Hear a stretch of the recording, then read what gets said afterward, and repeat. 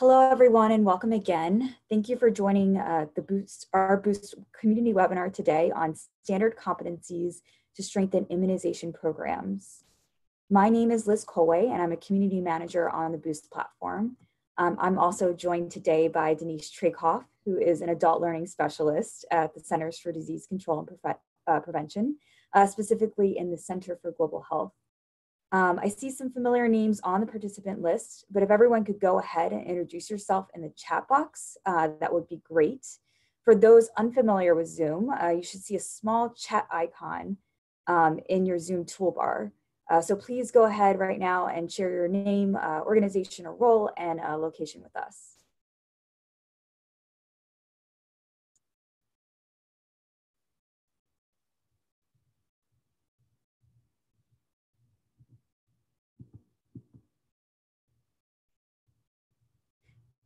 Wonderful. Thanks everyone for introducing yourself in the chat box again, appreciate it.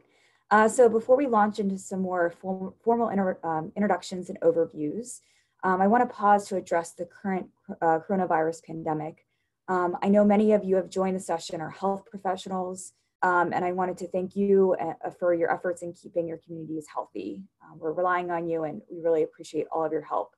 Moreover, thank you for taking time out of your busy schedules to participate in this webinar today. We hope that you find it both interesting and useful to your daily work. So to kick it off, I want to start again with welcoming you all to the Boost community. For those who are unfamiliar with Boost, Boost is an initiative of the Sabin Vaccine Institute, which is a nonprofit global health organization based out of Washington, D.C. Sabin's mission is to make vaccines more accessible, enable innovation, and expand immunization across the globe. Currently, Sabin has global programs around typhoid, influenza, Ebola, vaccine acceptance, and empowering immunization professionals. The Boost community speaks directly to the last point. Boost was launched at the end of January this year as a revitalization of Sabin's prior network of immunization professionals called the IAIM Network. With this new name came a new mission and approach, which you'll see on the screen, to connecting and supporting immunization professionals around the world. So to accompany this change, the Boost team built a new online platform, boostcommunity.org, to better facilitate the tenets of Boost, which are to connect, learn, and lead. I'm not going to go into the details of our platform on this webinar, but I do encourage you all to sign up for a free member account if you haven't done so already, to do some exploring on the site yourselves. We have some resources on the site, such as a brief orientation webinar, which will help you work through some of the specific platform and its features. I do want to point out one feature, which is our small learning groups. These groups are centered around specific trainings and topics, and also support various alumni programs, alumni groups. So we've created a small group actually on capacity building just the other day, where we're going to be storing the materials from this webinar, and where we'll also continue our conversations after the webinar concludes. So I'd like to now hand things over to Denise, who will be leading us through the rest of the webinar. Just a bit of background about Denise. Denise Trikoff joined CDC in 2002 as a specialist in curriculum design and development for the Global Immunization Division in the Center for Global Health. She provides technical assistance and consultation in developing the immunization workforce for low and middle income countries. Denise led the multi-partner development of standard immunization competencies and is a requested speaker at national and international conferences. So prior to joining the Global Immunization Division, in 2015, Denise supported global field epidemiology and public health management training programs. She's been involved in adult education for over 25 years as a trainer, training consultant, project manager, and training department manager. So she has a wealth of experience. So I want to thank you for joining us today, Denise. And now I'm going to hand it over to you. Great. Thank you so much, Liz, and welcome everybody. Good afternoon, good evening. And I echo Liz's gratitude for you taking the time out of your day or your evening to spend some time together to learn about this competencies initiative, which I think actually in this time, in the times that we have, and as we look forward to the end of the current pandemic, that when we repivot back to supporting the workforce, this might help all of us be more efficient and effective in the work that we do. So I am grateful for the time you have that you have taken today, because of, especially because of the duties and the urgency of the what's going on right now. So again, as Liz talked about, the title of this was actually about, I mentioned the word people in the title of this session because every organization says the most important asset we have is our people, but seeing how sometimes the staff is supported or maybe not supported, you wonder how sincere that is. And I think a lot of organizations really do mean that, but they don't really know exactly how to connect the diverse skills and the richness of their workforce to line them together to achieve their goals. And this is the same in public health, and it's same in immunization. So we're going to talk about the competencies framework and a little bit about how it developed and how we've been using it since its release. So I wanted to make sure that we're all on the same page about what even is the definition of competencies. I really like this definition the best. You've probably seen others, but some of these words probably are words that you would recognize already. That definition of competency usually includes the words knowledge, skills, and attitude. What I like about this definition, that it includes the last part, that it's those knowledge, skills, and attitudes that are needed to perform a job function. And that's the part where I think really, as you see, what I've learned to appreciate about the competencies framework more and more is that it helps connect the competencies of an individual to the job function. So let's see, here is my, sorry, going here on the, okay, so what we're going to do today, I'm going to talk a little bit about the rationale behind the Competencies Initiative, give you a little bit of the history and the goal of it. I'll give you just a quick summary of the work team that I was honored to be the lead for, how we went about the work, and then the three outputs that were really the results of all of the great work that was done, and then give you a little bit of ideas for next steps. I had hoped this could be really interactive, and so what I'd like to suggest is that if you have questions or comments, things you agree with or disagree with, put those in the chat as we go along. I'll try to respond to the comments as they arise, but if not, we'll have time at the end for questions and comments. Okay, so just wanted to point out that companies actually, so this project was begun by the request, can we please develop a set of standard competencies for the immunization workforce? Well, how do you go about even doing that? Well, let's see, I keep losing the, there. Well, let's start with, you'll see the box is on the top right. Let's start with an organization and their objectives. And what we began with were the GVAP goals, the vaccine action plan goals. That's what every EPI program is trying to achieve. So an organization has objectives, and they have attributes that let them know, or you could even call them indicators that help them know whether or not they're reaching those objectives. Or you could say it this way: that country has a fantastic EPI program. That country is got it. They are so successful. And then if I ask, well, how is it?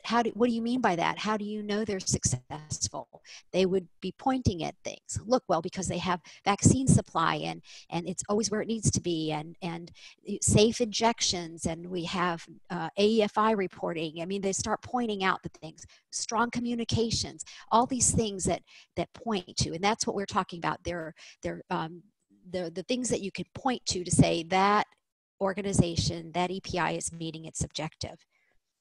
So based on the organizational objectives, you determine what those attributes are. How will I be able to know if we're meeting our objectives?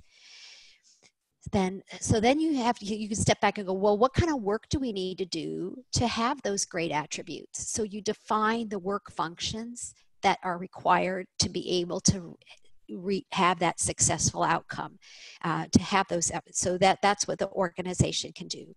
And then from that, you can then say, well, what kind of competencies are needed to be able to do that great work? So you can see that before you really can get to the competencies, you really have to understand what is the purpose of this organization.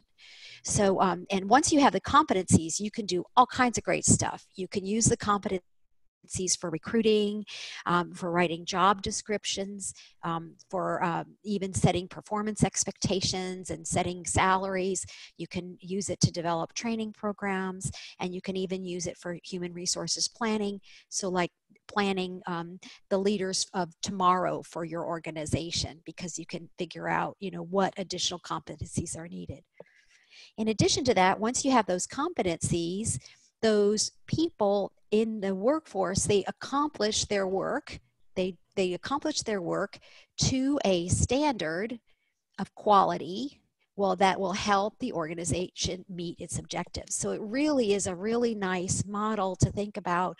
You don't just come out of the blue and do a brainstorm about competencies. You do it very methodically so that all the competencies are directly linked to an organization objectives.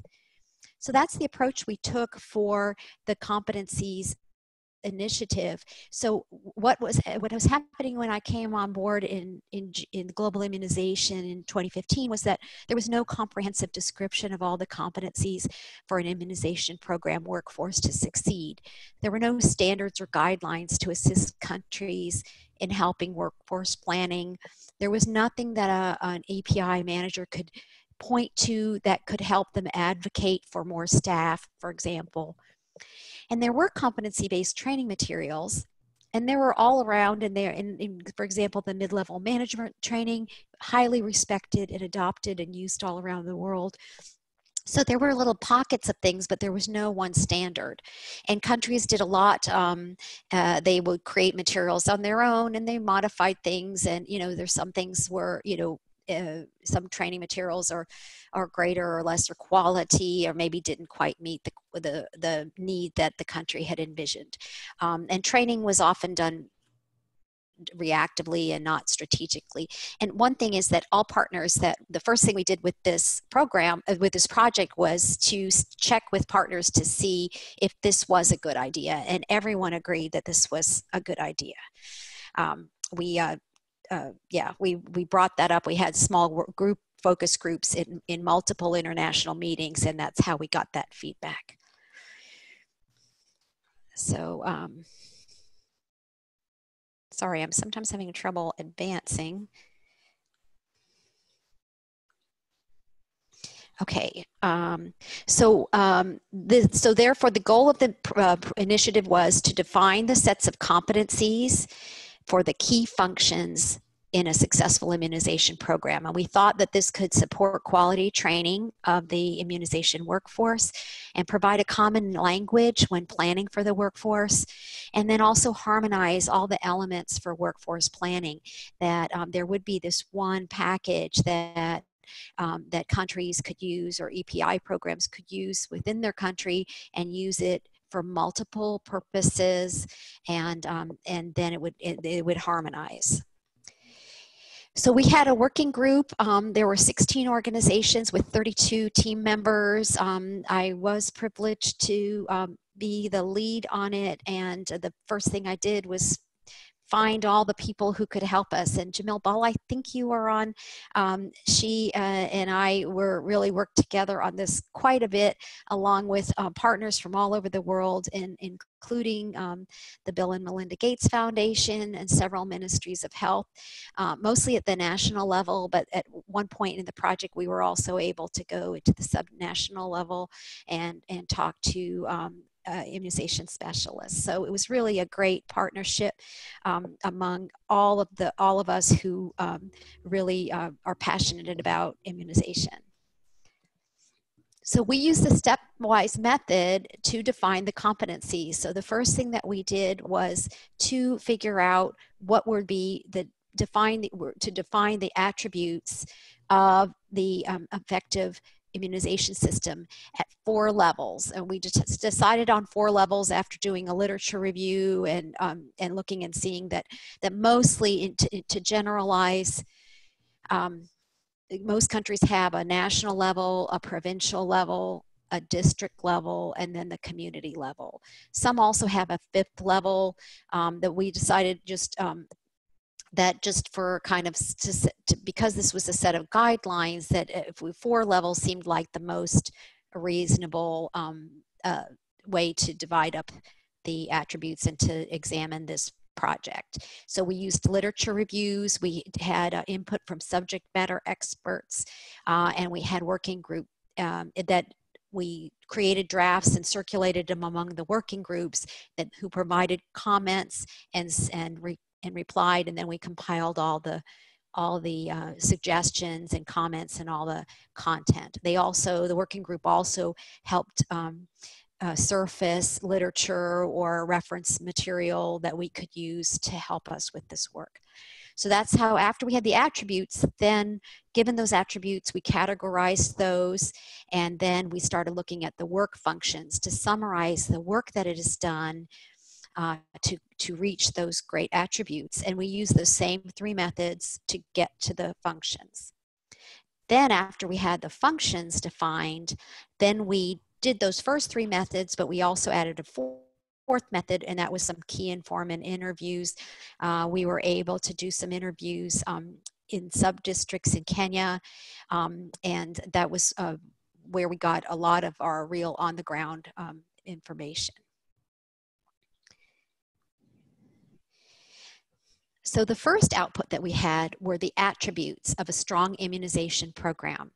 So, so I'm going to show you. So that was organized in 7 domains at 4 levels of the immunization system. And I just mentioned the 4 levels, and I'll show you the 7 domains. And just you'll see the 7 domains here. They're listed here on the screen.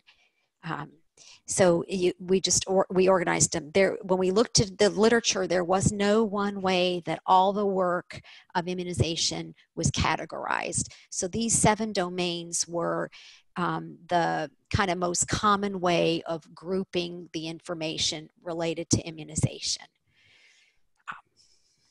So that output, that product, the attributes, looks like, why isn't this working? Sorry, everyone. It's just funny that I have trouble with. It stopped. Oh, wait a minute, here it comes. There. Okay.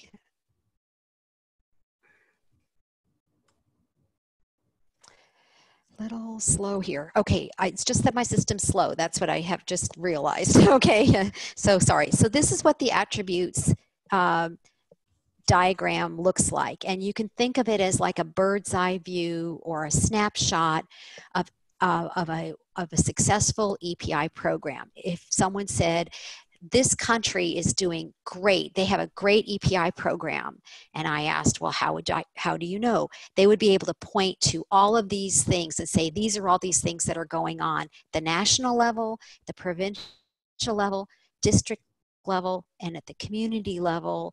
All of these great things are happening in their respective areas, and they lead to effective and efficient services and healthy families. So you can see that each of these little boxes is just a snapshot of what's going on and what would be good, what would good look like for a successful immunization program.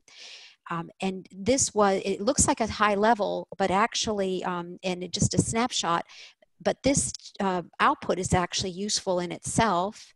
And I'm going to see if I can be patient here and show you this in a little bit more detail so you can read it. There you go. So this is it in just bigger so that you can see it better. So one example is in the domain of safety of vaccines and immunization. What we're saying is that at the health facility level, there would be safe immunization practices. The district level, there would be supervision and of safety measures and AEFI reporting. And then you see those other attributes as well. So as you move up the system in the attribute of vaccine safety, those change, because if you're at the local level, that looks different. Good looks different than what good looks like at the national level. So let me show you an example of how I use this. A couple of years ago, I was asked to help with workforce development areas in Ukraine. They asked me to help with building the workforce capacity at the national and oblast level. Oblast is the province level. They asked if I could help identify job requirements, build an organizational chart, define job descriptions and competencies for the national and provincial level, and develop training curricula. So that project just started in 2018. It didn't complete. They had to put it aside for a bit, but I was able to do a lot. And look at what I did when I went there to do the consultation. I was only there for 7 work days. And I took, as you see, I took that attributes and I made a worksheet out of it. And I used it when I was interviewing people, and it helped me understand who does what in Ukraine. There was one group where vaccine procurement, one group was responsible for vaccine procurement, a different group worked on waste management, there were the regulatory agencies, there was one area that did all communications for health, then there was a different area that did surveillance. So I was able to use this to kind of figure out which components of the system, who was responsible for which components of the system, and then also which components in this diagram actually had a lot of capacity, and which ones really were we prioritized basically the success or the health, you could say, of each of those domains just by finding out about the capacity of each of those areas. So this is actually, like I said, I just want to show you this. It's in itself is actually already quite a useful tool. The second output were the work functions, and this is that knowing that each level of the system does different work. In the what we did when we put these all together, we ended up basically with 232 work functions across those 4 administrative levels. So here's an example in the area of vaccine safety, what kind of work is done at the national level? And here are 3 examples. This is just a portion of it, but just to give you an idea. So I'll let you read that for a second, and then I'm going to check the chat while you're reading that. See if there are any questions.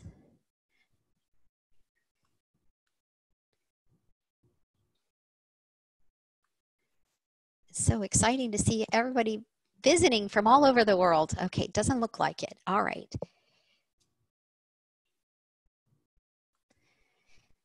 So here's an example of how I use the work functions. So in this example, Ghana Health Services had asked our assistants at CDC to develop training for new hires at the health facility level.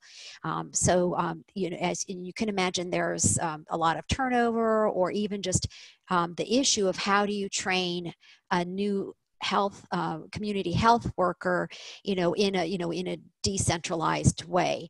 So what I did, the first thing I did was think about all the work functions that frontline health care worker needed to do so that we could prioritize. If you're a new hire, you're not going to learn everything on day one or even week one. So how do you prioritize what should be included in a new hire training so that someone is effective as quickly as possible? And the first thing I did was analyze all the work that the frontline health worker does. And the way I analyzed it was by using this model that Conrad Gottfredson designed.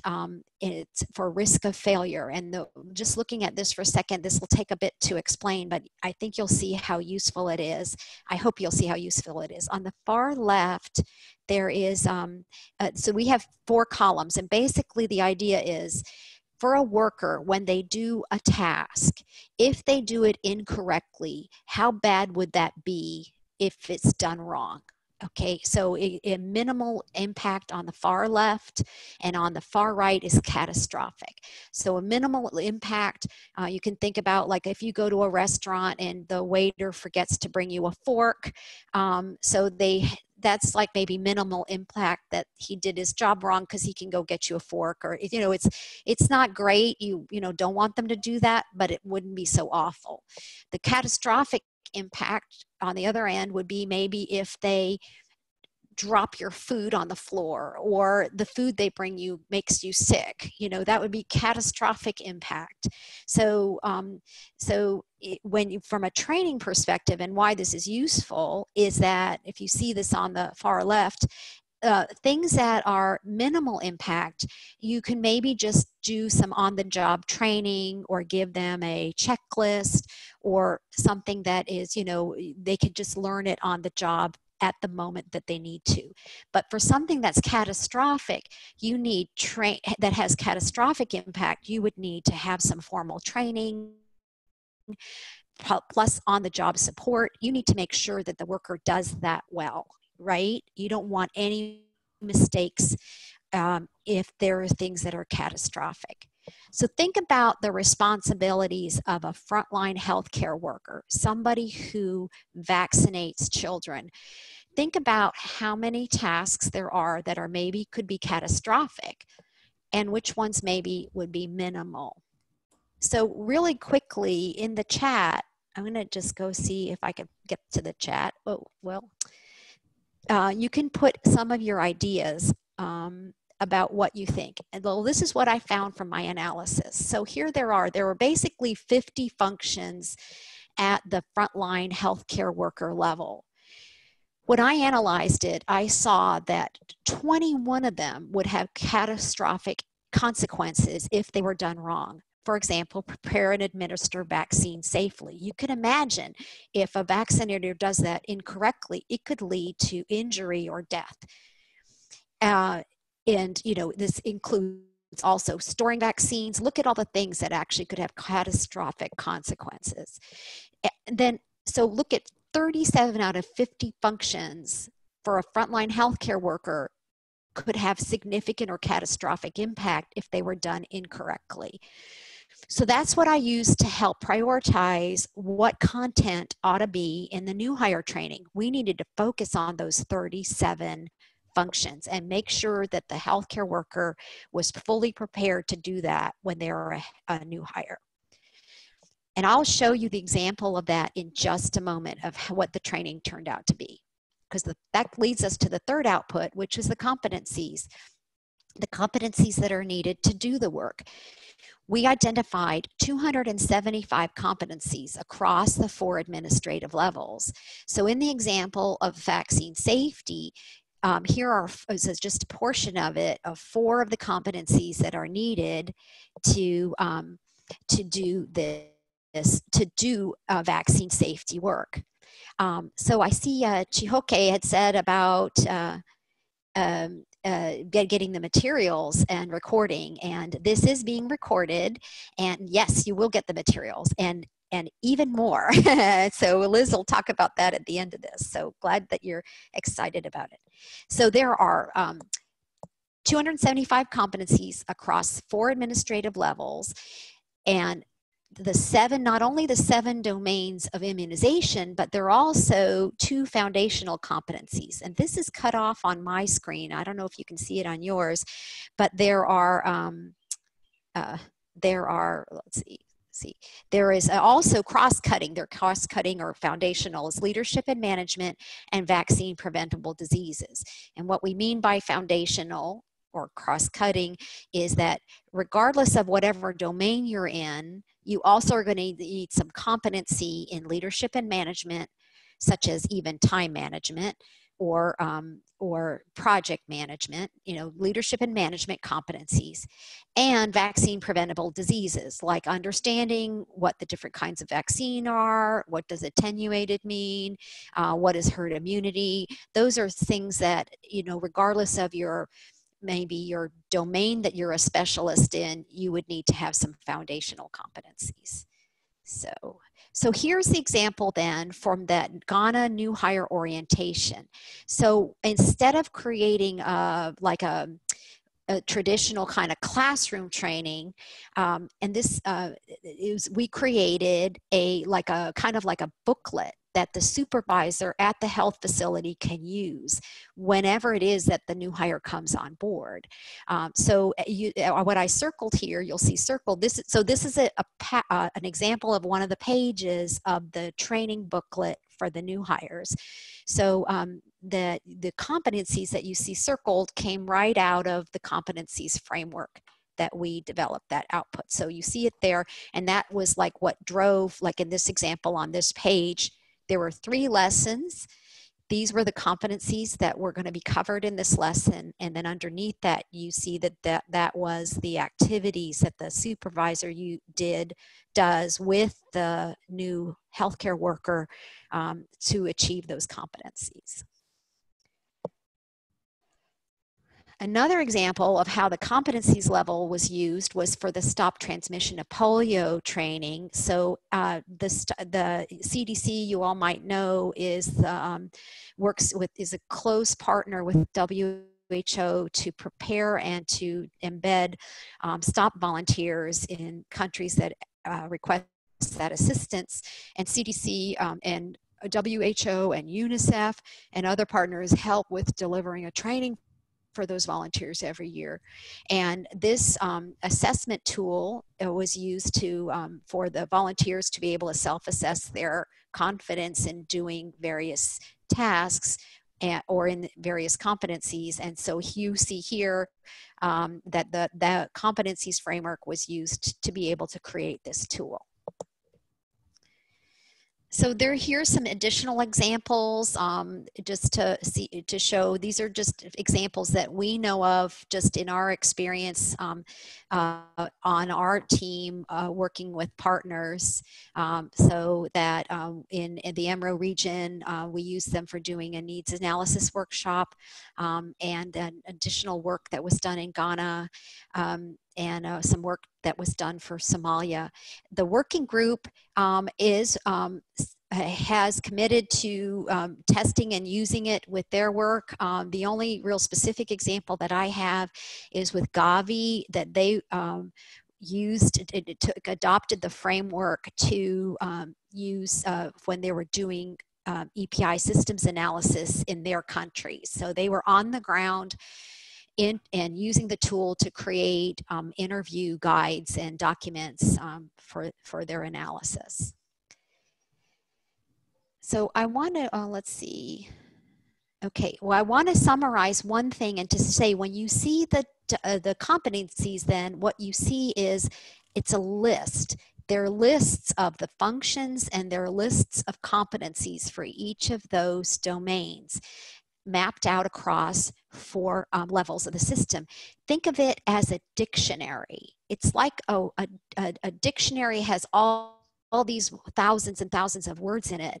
There's no one way to use a dictionary. You could use it to write a master's thesis, or you can use it to write a rap song. Those are all words. And that's the same thing with this framework. There's no one right way to use it. And it could be that it'll need to be improved, that maybe some of the wording isn't clear.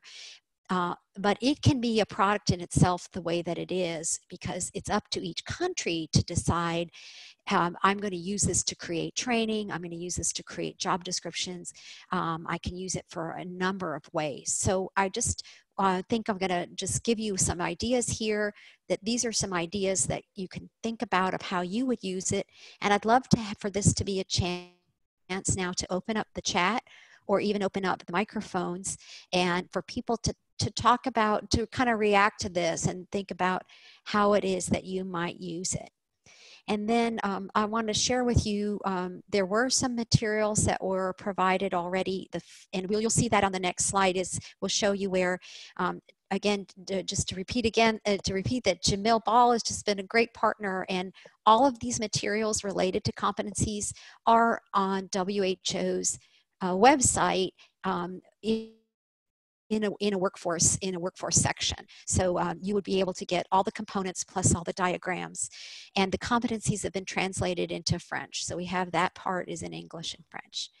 But let's open up the chat maybe. Liz, you think that's okay? We'll have a chance, we have time for some questions and discussion. Yes, definitely. Thank you so much for that comprehensive overview. And like Denise said, we'll be storing a lot of the materials on our website. We also have a link to the WHO workforce site that you just mentioned, Denise.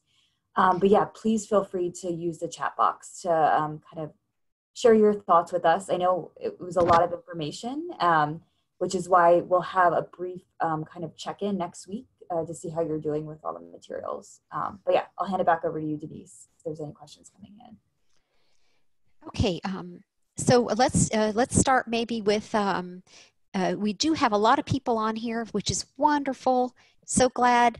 And so maybe, maybe we'll start off with typing things in a chat. And Liz, I don't know if we want to get to like people, raising their hand or doing it, actual voice discussions. So let's see, I saw a question. Are the materials being used in Gavi's regional leadership management coordination trainings? I don't know for a fact whether that is being used in that particular initiative. I can tell you that Gavi has been a very strong partner in this initiative. We've worked with multiple people at Gavi related to the competencies framework, and including also conversations when they were first planning a lot of their leadership and management interventions. So I would not be surprised if they use this as one of the guiding documents to help them in their design, but I don't know that for a fact. Okay, let's see. How can these materials key into strategies to make trainings less expensive and less focused on incentivizing participation rather than outcome? Yes, I love that question. So yeah, so this is the part as a training person, I don't know if you are this way, but I cry a lot because there's so much training out there where, vaccination coverage rates are low. Therefore, we're going to train surveillance officers. It's like, wait a minute, that's not the function of a surveillance officer to vaccinate children. There needs to be what performance. Think about that attributes diagram with all those boxes. That's how it can become performance-based. This is how training can become performance-based. When I hear people saying like coverage rates are low, therefore we need to train the surveillance officers, I can use that attributes diagram with all those boxes and say, wait, hang on a minute. Let's find the surveillance box. Look at that. What are the attributes of good surveillance? That's what the people have to be better at. If they're, is that what people need to be better at? And what would be the attributes of good surveillance? And what are the work functions? You can use this framework to kind of zero in on really the performance weakness so that the training is focused on a performance problem and would have a concrete expected output. So we all know that a surveillance officer would not vaccinate a child. So a good surveillance officer would not directly increase coverage rates. A good surveillance officer would do her job well and have her piece of the system working well. So what would that look like? And that's how you can use it. So I use it really gently to gently point people to the box that they should be focusing on. Okay, how would we contextualize a framework like this for workshops for strengthening RI services given by frontline workers in low resource setting? Okay, so that's exactly, you know, I think Isha, I hope maybe what I just answered maybe is similar to get to what you're asking about. In your experience, how would you recommend we contextualize a framework like this for workshops for strengthening RI services given by frontline health workers in low resource settings? So similarly, I think to use, look at, start with the kind of the attributes when people say they need stronger RI. That's a, you know, people, please do a training, we need stronger RI. Like, then push a little, what would that look like? What would stronger RI look like? Well, dropout rates are bad. Oh, okay, so what would it look like if dropout rate, what are all the functions that are done so that there is no dropout? And then this, and this. Oh, and communicating with the community. So you can use the framework to help really, again, zero in on really what is broken that training can help solve. And so, okay. Let me just keep going here. Another question. Oh, how can these materials key into strategies? Okay, I think I said that about the, let's see. How many countries have used this document so far? You know, I don't know because it's all out there on the WHO website, and we publicized it, and we also had a journal article that came out last year, and we don't really have a way of tracking it.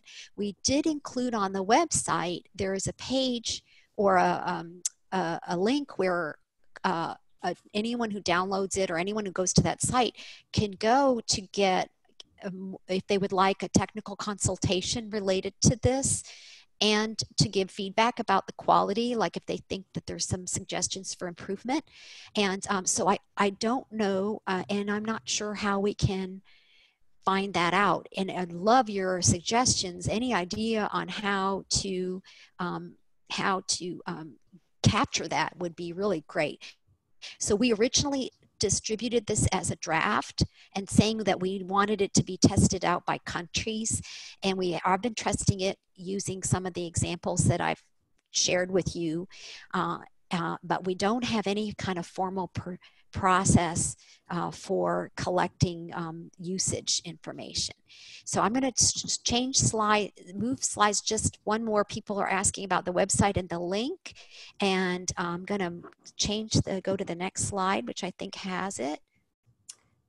Hold on one second. I think, there we go. Okay, great. Okay, and then Barbara says, Liz, would you like to explain this slide, and then while I'm reading this next question? Yeah, sure. I'm happy to do that. So the direct link isn't on this slide. However, we have uploaded the link along with the competencies, both in English and French, to our capacity building learning group on the Boost platform. So I know many of you have already registered, but if you haven't, you can sign up for a free account at boostcommunity.org. And then at the kind of upper, at the toolbar at the top, you'll see a section that's Learn and Lead, and there you'll find all of our learning groups. So you can just go ahead and you can see on the slide on the left, you have an option to join the group, and then you'll get alerts anytime that a conversation is started or if new materials are added. So I do encourage you to log in and join the group. And the link to the WHO website is in the Media Center, which again, you'll see circled right here. Yeah, and then I will, yes, and then I'll have like we can have a virtual meeting or like office hours next week. And if you have specific questions, we can, to answer any specific questions. And then Barbara had a comment about using the functions and competencies to help develop an assessment of learning areas, needs in the area of supply chain for members of the immunization learning group on the Boost site, and the development of capacity building webinars and other learning opportunities.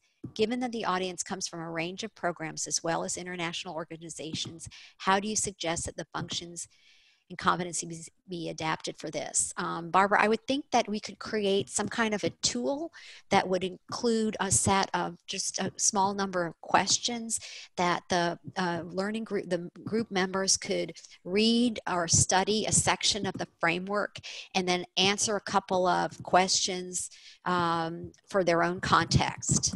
Something like that, I think, could probably then someone suggested maybe help to include a reporting template for countries to report back, and also maybe for subnational context to report any usage information.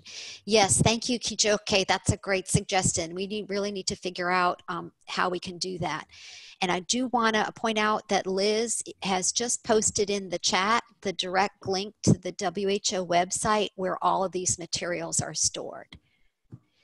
Okay. Could you say a few words about measurement around this? What do you see as some practical ways to measure these competencies at scale within an EPI program, and whether these are improving in the workforce and teams over time? So thank you, Adriana, for that question. What's interesting is that another thing that we started at CDC in our team, we started kind of playing around with the idea is looking at that box. So I'm going to go back to see if I can get back to the attributes. That table. Oh, you know what, Liz, I don't know if I have, I don't have control, so I can't back up, but okay. Yeah, I got it. That one, the green box. Yeah, the big green box. It was after. There we go. Yeah, so we started thinking about, could we create take this exact box and create a similar box with all the indicators that could help programs kind of monitor which of their boxes is working well. A lot of these already have indicators that are globally accepted. But I was hoping that that exercise would help us see any blind spots that maybe EPI programs are missing. For example, there's a lot of attention to vaccine safety, and rightly so. I'm not saying, a lot of attention to vaccine safety, a lot of training on surveillance. A lot of, so there are pockets that get more attention than others. We noticed that there was kind of a blind spot as far as the literature is concerned in things related to human resources and performance management. And go back to what I said at the very beginning of this talk, and why I titled the talk what I did, is that everyone says that people are the most important asset. But what we found in the literature is that the whole part of managing the people and helping them succeed was not documented at all. So could we develop some indicators and guidelines related to the human resources function? Advocacy and communications didn't have nearly as much indicators as some of the others. So we started on that, and we didn't get too far. We weren't sure if that really would be useful, because there are a lot of indicators already that are accepted. So that's just kind of been kind of put on hold. And if you think that that would be useful, maybe that is a way to kind of get to that about measurement. Now, measuring competencies is a whole other, when you get to the worker level, that could be, again, just there's a whole body of knowledge related to measuring competencies and the effectiveness of the different evaluation methods. Dr. Will Thalheimer is my hero related to measuring the effectiveness of training, and I will type his name here, Dr. Will. Thalheimer. He is an expert on applying, connecting the academic, let's see, I'm going to do training evaluation metrics. Okay, so look into that. So, and then, yeah. Okay. Any other questions or comments? We have a little bit of time left. I can also unmute if people want to share their comments or questions okay, great. over the phone too. So if you just raise your hand, I can go ahead and select you.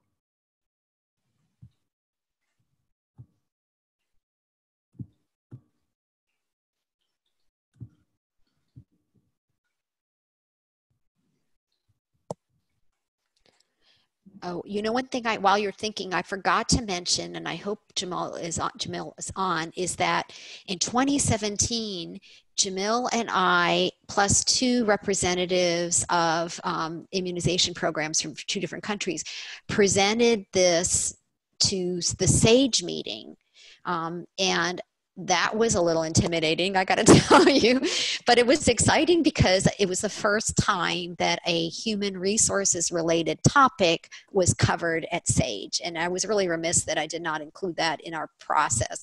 So that was like in 2017 when we had, you know, a pretty strong draft, and we presented where we were with it. And we presented what, you know, a lot of what I've presented to you today, and they were very much in agreement of this approach, and they wanted to make sure that this that the competencies framework supported more health system strengthening and integration of you know, when going into integrated health services instead of, you know, a siloed, you know, vertical program of EPI. And so that was very exciting, and it was really an exciting experience just from a personal standpoint. But I did want to point that out, and that is actually what I think is great about this framework is actually there's this comprehensive model of what it takes for immunization to succeed. And really the point is that administratively or organizational chart wise, I don't care where the person is sitting, if they're in the surveillance unit versus the EPI unit. I'm saying that, or if it's decentralized versus a centralized, but someone has to do this function X. Who can be doing this? And you know, so regardless of whether you're decentralized or if you're integrated, don't forget this part of advocacy and collaboration. Who is going to do this part? You know, that I think that's what's great about it is when countries go into some type of restructuring, it has it very well documented what the work is that needs to get done for immunization. So you could be sitting around in a room going, okay, which unit is going to be responsible for this work and this one and that one, you know? So I think it'll really help be flexible. Okay, I think I saw another question. And I think I can answer maybe the question that came in about the next webinar and the next topic. Oh, okay. Okay. And to do that, I'll just again share this last screen. So as I mentioned, Denise has graciously volunteered to hop on the Boost platform next Tuesday at the same time to kind of follow up and answer any questions after you've had a chance to review the framework. And if you have any additional questions, I'll be sending out some specific details to everyone who joined the call today and those that have registered. I'll also be sharing them out on the Boost platform too, so you know exactly how to access the group and to join in on that session. So just, yeah, wanted to clarify that.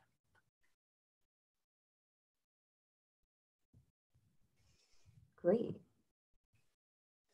I don't think we have any additional questions. I don't know if Denise, you had any kind of final words you wanted to leave us all with.